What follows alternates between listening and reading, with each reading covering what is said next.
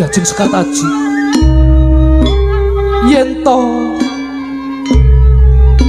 ana ing tlatah Sendang Putih wis kabubarake aku bakal enggal bali ana ing plataran Jenggala Manik.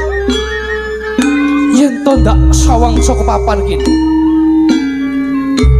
pelataran Sendang Putih sih adoh banget. Tangeh lamun aku bisa enggal tumeka yen to aku hamba nglumaksana. Mula bakal ndak kebatake nitih kuda Mayura sing bisa ngambah oleh Dirgantara. Ndak pacetake. Kuda Mayura, ayo. Derek aku tidak ke pelataran Sendang Putih.